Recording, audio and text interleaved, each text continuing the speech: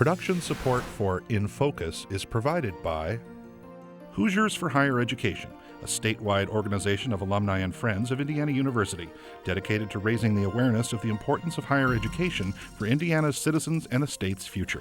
More information at 800-937-3448. Hoosier Energy, providing electricity for Central and Southern Indiana electric cooperatives and their member customers. Information at hepn.com. And by viewers like you. Thank you. Some people say a year, some say 5 years or more. Our country faces an uphill battle when it comes to emerging from this economic crisis. But what does it mean for South Central Indiana? We find out as we go in focus on the economy.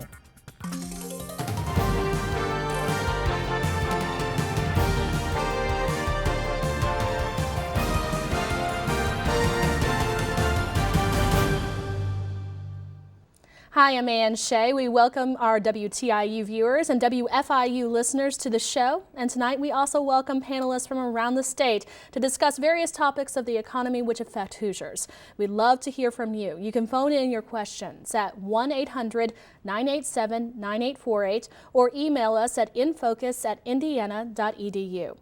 Well, consumer stocks, 401ks, and retirement plans have been depleted. Financial wealth destroyed. Business and housing markets are in a frenzy, and unemployment rates are rising daily. Here's a preview. Well, let me get straight to the point. It's ugly out there in the markets, real ugly. We're on pace for the worst year in 71 years. The Dow is down 34% year to date. The S&P down 37, NASDAQ down 40. People have seen large reductions in retirement plans and college savings. What we now have is a combination of a recession and a financial crisis, a combination that could make the current recession deeper and longer than a typical recession. The plummeting state of the economy is priority for the new president and his cabinet. One local expert confronts the negative factors of the economic crisis. It's the collapse in the housing industry, which is actually now approaching 3 years in length. A second factor growing out of the housing problems has been the financial meltdown that we've been experiencing for about a year, but particularly the last several months. Volatile gas prices and employment layoffs also contribute to the economic downshift. Employment nationwide has been falling since January, every month since January. Tonight, the economy is in focus. And helping me tonight is WFIU's news director, Stan Jastrzebski, and he's in the WFIU radio booth. Stan, give us a preview of who you will be talking with tonight. Well, later in the show, we'll talk with Jeremy Souders from the Bloomington Economic Development Corporation, and we'll be on the phone with Kokomo Mayor Greg Goodnight to talk about how the auto industry is affecting the state's economy. But right now, back to you, Ann. All right, thanks a lot, Stan. Our first topic deals with the recession, along with the credit and financial market. Joining me is State Representative Peggy Welch, Indianapolis bankruptcy attorney Mark Zuckerberg, and Dr. Jerry Conover, the director of the Indiana Business Research Center. Well, Jerry, let's start off with you if we can. The federal economic stimulus package passed the House this afternoon and could bring as much as $5 billion to the state of Indiana. Is that a drop in the bucket? Will that make any kind of impact on the state? $5 billion, and that's sort of an upper estimate of what it might be, would be a huge infusion of new funds into Indiana's economy. It's not enough to get everything done that we could really benefit from around here, but depending on how it gets applied, it could go a long way toward stimulating jobs and towards providing relief to a lot of groups that could really use it. And I have a question for Representative Welch. I'd like to find out, we've heard that as much as $800 million or more of this stimulus money that's coming to Indiana could go to education, and that could help a budget that Governor Daniels said was going to flatline education spending. Do you believe that's going to be a reality when we get to the point where we've passed this year's two-year state budget? Absolutely, but it is the philosophy that we have on the Ways and Means Committee, of which I'm a member, that we cannot depend on that money. The example I use is like trying to build a house, thinking that Aunt Irene is about to die, but I don't know that she has changed the will. We cannot base the budget that we're going to be writing for the next 2 years on what we think we're going to be getting. We're very hopeful, especially with the passage of the stimulus package last night. in the House. They're going to be considering it on Monday night. They'll be doing their debate in the Senate, and then it'll go to conference committee. And the plan is by President's Day, we will know what's in that package for us. But right now, we don't think that we have that money. We have to base our budget on what we know that we have. Okay, Mark, let's get you in on the conversation a little bit, and you deal mainly with bankruptcies, and that's kind of why we brought you on the show to talk about this. What are you seeing right now in terms of bankruptcies within the state of Indiana? Well, they changed the bankruptcy laws in 2005, and after they changed the laws, hardly anybody was filing. And it seems that with each month that goes on, more and more people are filing. Our numbers are going up exponentially. If I had to pick a sector, the type of people that are coming in to see me, I would say it's anybody related to the housing market. It used to be that people that come in to see me were related to trucking, anything having to do with trucking, the high price of gasoline, but we're seeing roofers, builders, real estate agents, anything having to do with the home are the main type of people that are coming in. Before you can file bankruptcy, you have to take a credit counseling course. So I called the largest provider of the credit counseling. They keep statistics of everybody that's been filing. And I got it today, so I can tell you and share with you the type of people that are filing. The average age is 41, 52% are female, 48% are male, 40% are married, 40% are single, 44% own a home. The average annual income is about $32,000. Their average debt load is about $42,000, and the average number of creditors is about 9.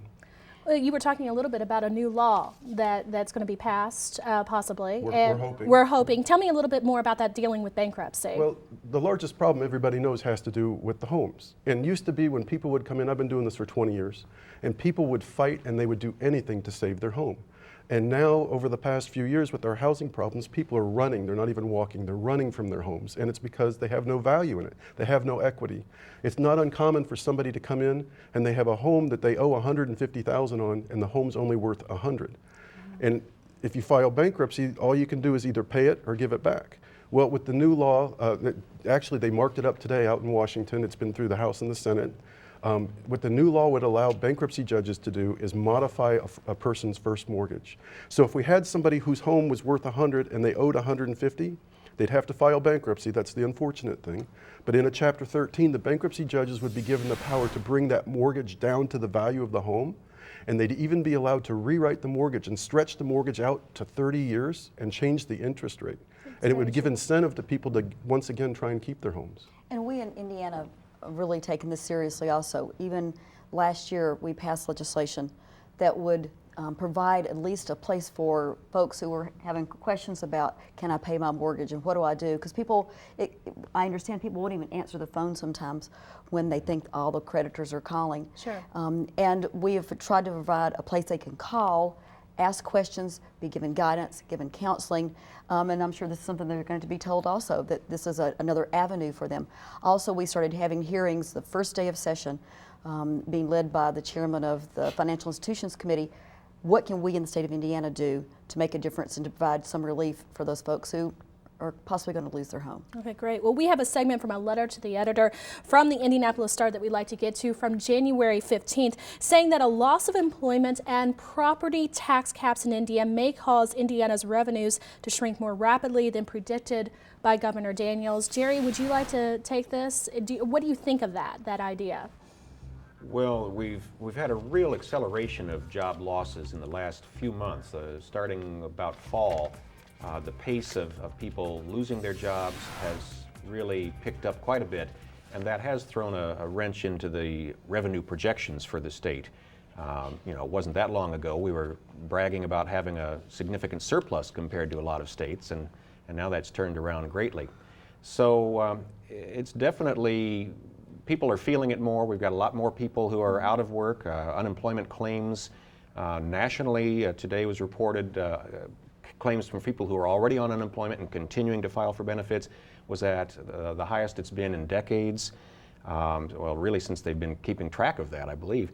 And here in Indiana, we're at a level of unemployment that we haven't seen for decades also. So it's a tough time. And that's exactly what Stan was asking about. As we're preparing this 2-year budget, is based on the income that we receive. And if The taxpayers have their income decreased. It's going to affect obviously what the state has, but when you look at the state income, that's your income taxes, your sales taxes, but you're talking about property taxes and talking about foreclosures. That's going to mean a decrease of income for our local units of government, which means as it affects just their libraries and streets and services, fire and police, things that we depend on. So it's affecting from top to bottom. Everything. Well, nationally, there's much talk about stimulating the economy, obviously, but in Indiana, there's also a lot of talk about cutting government spending. Can you tell me a little bit about why this is? We have, in the Ways and Means Committee, for 2 weeks now, we'll continue for a couple more weeks. We've been having all the state agencies come in to share their budgets. They kind of sing and dance and tell us how wonderful they are, and then they share their budget. The governor has ordered them to reduce their spending by at least 8%. We have some that are ordered to he is proposing that they will lose more, such as public radio and TV, which the House Democrats don't agree with that.